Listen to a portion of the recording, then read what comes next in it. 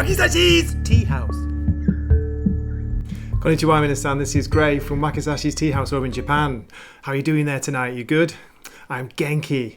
Today I want to do my short review of The Witcher Season 2, Episode 1. It's called A Grain of Truth. Now, this was a really great, exciting opening episode, in my opinion. You see a lot of action, you see a lot of the main characters from the first season. Of course, Geralt the Witcher in his... Well, Henry Cavill, there he is in his kick-ass mode. He's so cool in this episode. Some of the fight scenes where he's using the sword are really good. You've got to see him to believe them. We get to see Ciri, of course, who's now travelling with Geralt, and she's starting to learn a little bit more about who she is, what her powers are. There's a great creepy scene in one of Geralt's friends' houses, which you'll see later on in the review. To me, this was quite a scary episode when you actually see the monsters, which The Witcher is supposed to be all about. The monsters look convincing. They use great makeup. They use a little bit of effects. It's not too much. It's not too much CGI. And the character work is very good, especially with... There's a character called Nivellen, who's Geralt's friend, and it's his house to go and visit, the first part of the episode. So yeah, I recommend this episode. I've been hearing kind of a lot of mixed reviews, especially negative reviews for it, saying there's not enough Geralt in it, there should be more Henry Cavill. I don't know what people want. Do people want just him, Henry Cavill, like slay monsters all the way through the episode? Yeah, it sounds great, but do you not think it's too much of a good thing? So yeah, you've got to build this world. The world building is important. You've got to bring in the characters, get to know more about them. Well, that's what I think anyway. But hey, what do I know? I'm still blue-pilled. Okay, so let's get on with my short review, and then let me know what you think. Okay, keep watching. Here we go.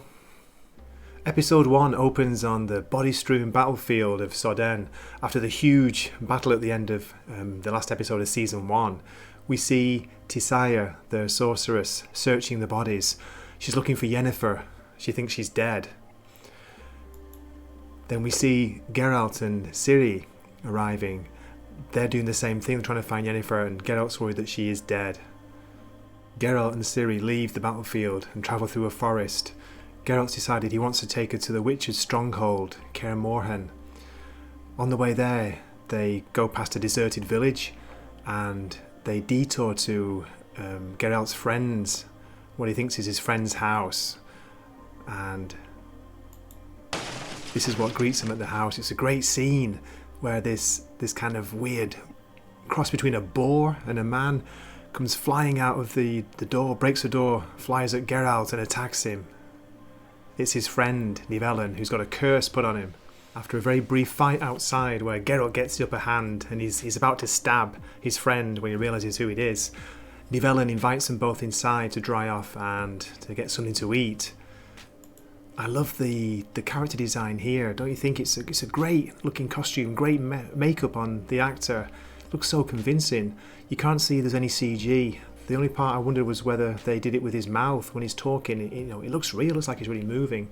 So Nivellen and Geralt catch up on old times, telling funny stories, and Ciri goes off to have a bath and get changed. Meanwhile, the Nilfgaardian commander, Cahir, has been captured and he's being tortured by Tissaia, who's trying to find out more about his forces. It's quite a brutal scene where she uses her powers with the hands on his head. It's a bit like a Vulcan mind meld, but she's really, really torturing him because he's screaming in pain. Then we catch up with Yennefer, who isn't dead, of course, and she's been captured as well by Fringilla and her cohorts, and she's being held in a camp in the forest. Back at Nivellen's home, and we go to the bedroom where Ciri's sleeping, and there's another really creepy scene where a young woman all dressed in white crawls out of a hole in the ceiling. She crawls down along the wall, across the floor, and goes up to the bed where Ciri's sleeping. And Ciri wakes up, and she's freaked out, of course, and the woman introduces herself as Verina, and she says she's Nivellen's companion, secret companion.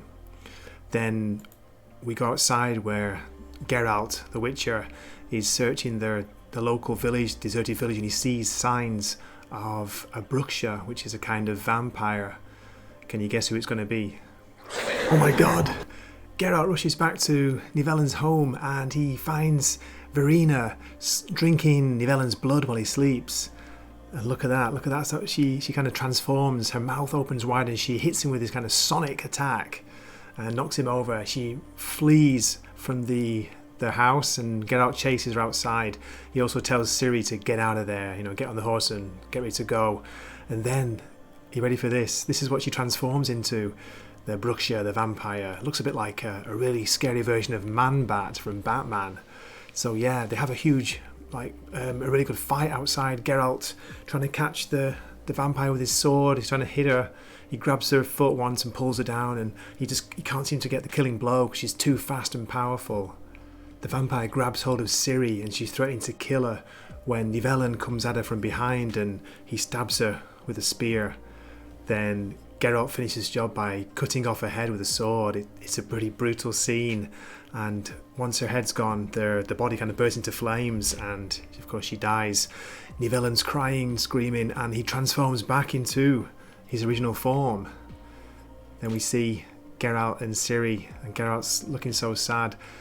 Nivellen's crying and he's begging them, Geralt, to kill him. Please kill him, because he was in love with Verena, even though she was a vampire. He was letting her feed on him to keep her from attacking the village. But of course it wasn't working. So Geralt and Ciri leave and tell Nivellen to do it himself.